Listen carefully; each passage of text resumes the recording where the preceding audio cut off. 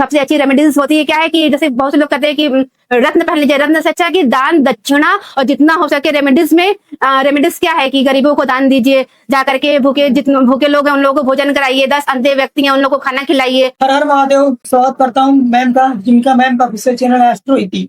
तो मैम से जानेंगे कि मैम ने एस्ट्रोलॉजी की शुरुआत कैसे किया। मैम 1997 से एस्ट्रोलॉजी सीखना स्टार्ट कर दी थी और मैम की जर्नी क्या रही, कैसी रही, मैम से ही जानते हैं। धन्यवाद आपका। देखिए, मेरा नाम है इति श्रीवास्तव। एस्ट्रोलॉजी के क्षेत्र में देखिए, पहले तो मैं शुरू में बचपन से ही सीखती आई हूँ।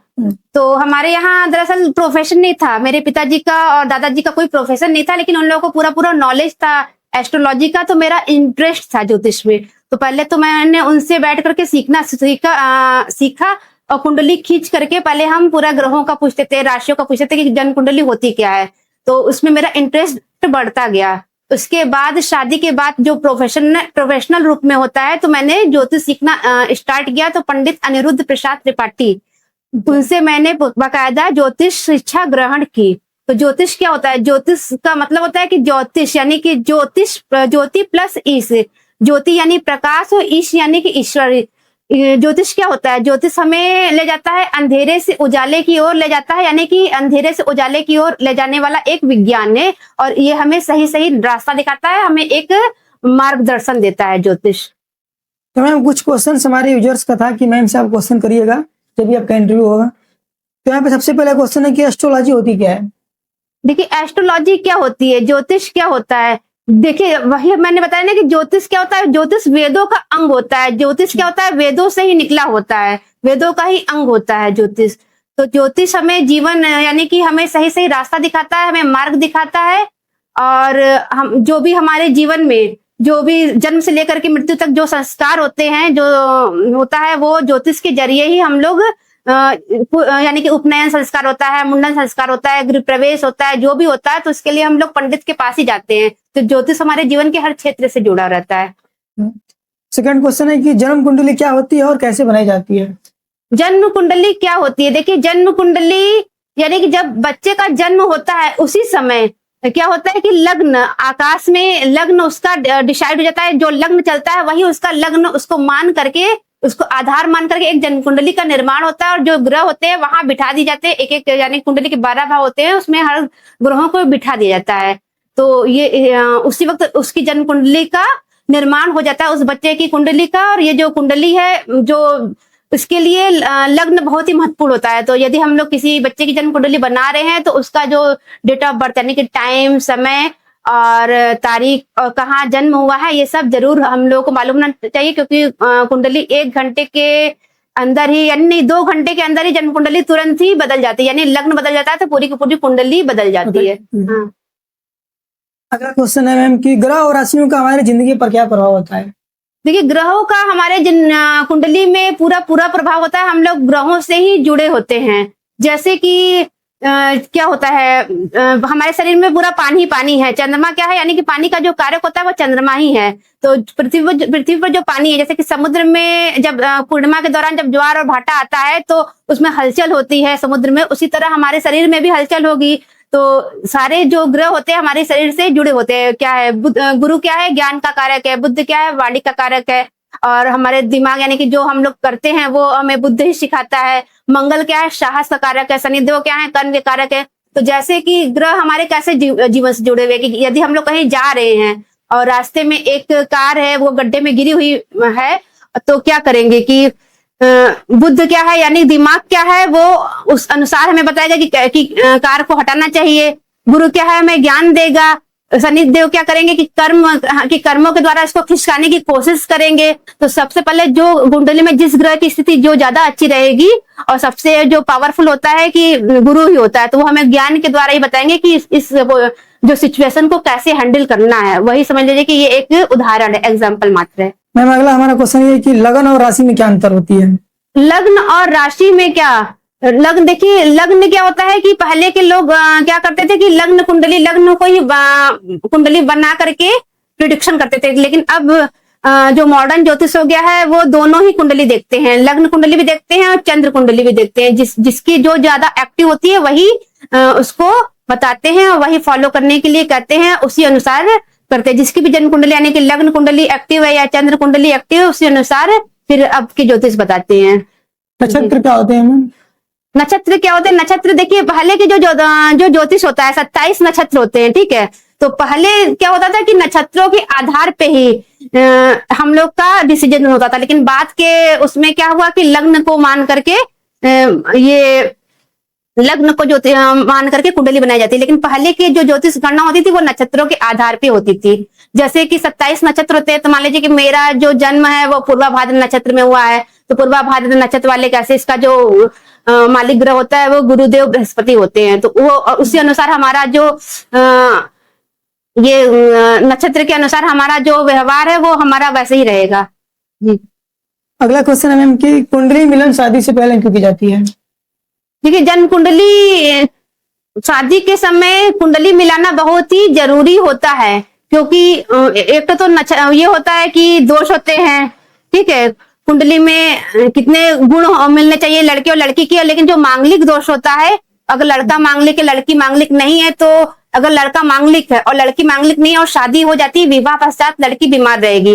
और यदि लड़की मांगलिक है और लड़का मांगलिक नहीं है और शादी हो जाती है, तो विवाह पश्चात लड़का बीमार रहेगा, और यहाँ तक कि उसकी मृत्यु, घोर मांगलिक है तो मृत्यु तक हो सकती है, तलाक हो सकता है, कुछ भी हो सकता है। तो इसका भी एक काट ये होता है कि यदि गुरु के साथ मंगल बैठे हुए तो छाया ग्रह का, यानी छाया ग्रह होते हैं, तो वो छाया का काम करता है। लेकिन इसके लिए भी पूजा कराई जाती है। अगर आप पंडित के पास जाएंगे तो अगर लड़की घोर मांगलिक है तो उसको भगवान विष्णु से, भगवान शालिग्राम से शादी करा दी जाती है और पेड़ से शादी कराई जाती है। इसका ये उपाय होता है, लेकिन ये उपाय पूरी तरह तब होता है कि लड़की आंशिक मांगलिक हो। लेकिन अगर घोर मांगलिक है तो मांगलिक लड़की की शादी मांगलिक लड़के से ही होनी चाहिए और तभी विवाह सफल हो सकता है, नहीं तो मांगलिक लड़की की शादी मांगलिक लड़के, जो लड़का मांगलिक नहीं उससे नहीं होनी चाहिए। 36 गुण में कितना गुण मिलना चाहिए जिससे कि शादी हो जाए? 18 गुण।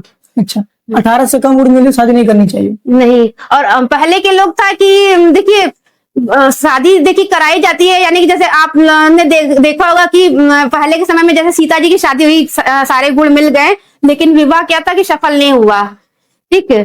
तो गुण भी ये आजकल के जो यानी कि अब की जो ज्योतिष आ गई है कि गुण के अलावा भी कुंडली पूरा मिला करके भाव की लड़की की कुंडली देख लेनी चाहिए कि सुखी है या नहीं, शादी के बाद लड़की सुखी होगी कि नहीं, लड़का सुखी होगी नहीं, इसका भी मिलान करना बहुत जरूरी होता है गुण के अलावा भी।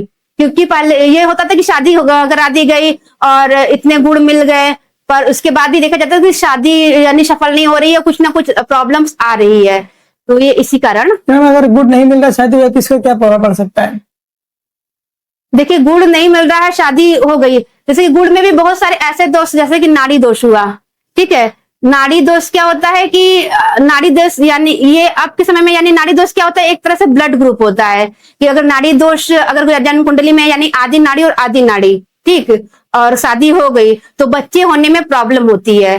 तो उसके यानी अभी तो साइंस इतना तरक्की कर गया है कि एक इंजेक्शन आता है कि लग जाता है कि बच्चे हो जाते हैं, लेकिन वो भी मेन होता है कि अगर नाड़ी दोष है तो कुंडली में शादी नहीं करनी चाहिए, संतान के लिए दिक्कत आती है, संतान के लिए। और उसके लिए भी उसका भी एक है कि चरण होते हैं, अगर चरण अलग अलग है तो शादी हो सकती है नाड़ी दोष में भी। अगर नाड़ी दोष में चरण अगर सब कुछ सेम है तो नहीं करना चाहिए। संतान के लिए फिर सबसे जो विवाह का जो प्रमुख वो होता है संतान ही होता है। हिंदू धर्म के अनुसार संतान उत्पत्ति ही विवाह का प्रमुख उद्देश्य होता है, और इसलिए नाड़ी उसका भी बहुत ही जरूरी होता है। तो ये दोष मेल फीमेल दोनों में हो सकता है?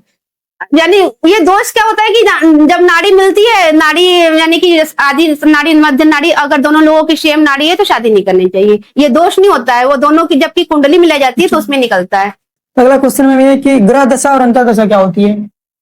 देखिए, ग्रह दशा और अंतर्दशा, जैसे जब हमारा जो जन्म होता है जिस ग्रहों की महादशा में होता है, सबकी अलग अलग दशा का उतना नहीं रहेगा, लेकिन रोल क्या होगा, महादशा का होगा। जैसे गुरु की महादशा चल रही है तो वो उस जिस कुंडली में जैसे भी गुरु बैठा हुआ है उसी अनुसार वो हमारे जीवन को प्रभावित करेंगे महादशा के अनुसार। यानी गुरु ज्ञान का कारक है तो वो उसी तरह हमारी आत्मिक धार्मिक इस तरह से उन्नति करेंगे।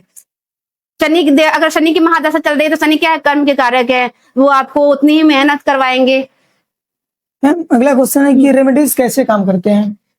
रेमेडीज कैसे काम करते हैं? देखिए, कुंडली में जैसे हम लोगों के ऊपर कोई परेशानियां आती है, दिक्कत आती है, तो हम लोग क्या करते हैं कि भगवान की ओर भागते हैं, ईश्वर की ओर भागते हैं या कुंडली की ओर भागते हैं और ज्योतिष के पास जा जाकर उपाय पूछते हैं।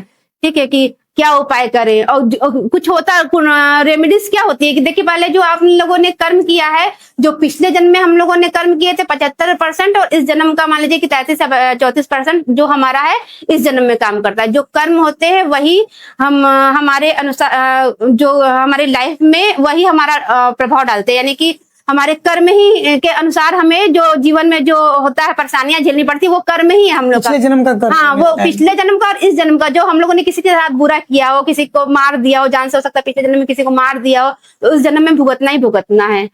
तो लेकिन लोग जाते हैं कि हम लोगों ने ऐसा क्या कर दिया कि हम ये इस तरह से विपत्ति आ गई, तो रेमेडीज पूछते हैं। रेमेडीज उस जो दिक्कत आ रही है उसको कुछ हद तक कम कर सकता है, और रेमेडीज भी बहुत तरह की होती है, उसको फॉलो करना चाहिए। सबसे अच्छी रेमेडीज होती है क्या है कि जैसे बहुत से लोग कहते हैं कि रत्न पहन लीजिए, रत्न से अच्छा है कि दान दक्षिणा, और जितना हो सके रेमेडीज में रेमेडीज क्या है कि गरीबों को दान दीजिए, जा करके जितने भूखे लोग हैं उन लोगों को भोजन कराइए, 10 अंधे व्यक्ति हैं उन लोगों को खाना खिलाइए, और जितना हो सके उन लोगों का भला करिए, तो वही आपकी रेमेडीज है। किसी अनाथ आश्रम में जाइए, वहां दान दे दीजिए, सबसे अच्छी रेमेडीज वही है। कितना आप हाँ, अच्छा हाँ, जितना हो सके अपाहिजों की सेवा करिए। इससे क्या होता है, शनिदेव प्रसन्न होते हैं। क्या जो अपाहिज लोग होते हैं, जो शनिदेव, ये शनि का कारक है, तो आपका शनि प्रसन्न होंगे। किसी कोढ़ी व्यक्ति को जाकर ठंडी में कंबल दान कर देंगे तो केतु प्रसन्न हो जाएंगे, तो वो जो आपकी महादशा या अंतरदशा चल रही है उसमें इफेक्ट कम डालेंगे। तो हमारा एक लास्ट क्वेश्चन है कि राहु और केतु का एस्ट्रोलॉजी में क्या रोल है? राहु और केतु का हाँ एस्ट्रोलॉजी में क्या रोल है, देखिए राहु और केतु क्या होते हैं, छाया ग्रह होते हैं। एक निश्चित दूरी पे दोनों ग्रह एक दूसरे को काटते हैं, तो राहु और केतु का निर्माण होता है। ये ग्रह नहीं होते, लेकिन ये छाया ग्रह होते हैं। छाया का हमारे जीवन में पूरा प्रभाव पड़ता है। कैसे पड़ता है, इसी से मान लीजिए कि जैसे बबूल के नीचे हम लोग सो गए तो बीमार पड़ जाएंगे, और नीम के पेड़ के नीचे सो गए तो हमारी जो हेल्थ होती है वो अच्छी हो जाएगी। यही हमारा छाया होता है। छाया होता क्या है, देखिए जब सूर्य की पत्नी उनके ताप को सहन नहीं कर पाई तो उनको छोड़कर चली गई अपनी छाया को छोड़कर। पहले के लोग छाया को भी, उनकी छाया होती थी तो छाया को छोड़ गई, उनकी दूसरी पत्नी थी। और छाया क्या थी, छाया के जो पुत्र थे वही शनिदेव हैं। तो यही हमारा जीवन में यानी ये छाया का रोल है। तो राहु यानी कि छाया का हमारे जीवन में पूरा प्रभाव पड़ता है। जैसे कि हमने बताया है अभी आपको कि बबूल के पेड़ के नीचे सो गए तो ये दिक्कत होगी, नीम के पेड़ के नीचे सो गए तो हमारी हेल्थ अच्छी होगी। तो इसी तरह छाया का हमारे जीवन में पूरा प्रभाव पड़ता है। तो काफी अच्छा लगा मैम के साथ बात करते हुए। काफी क्वेश्चन हमने रखा, मैम को काफी क्वेश्चन का जवाब भी मैम ने दिया जी। तो हमने एपिसोड में और बात करेंगे कुछ राशिफल के बारे में, कुछ कर्म कांड के बारे में मैम से। तो आप चैनल पे बने रहिएगा, और आपको कोई भी ऐसा डाउट, कोई भी क्वेश्चन है तो कमेंट बॉक्स में पिन जरूर कर दीजिएगा। मैम के साथ हमें पूरा एपिसोड सीरीज लाने वाले हैं। तब तक के हमारे चैनल को भी, मैम के चैनल को सब्सक्राइब जरूर कर दीजिएगा। Thank you.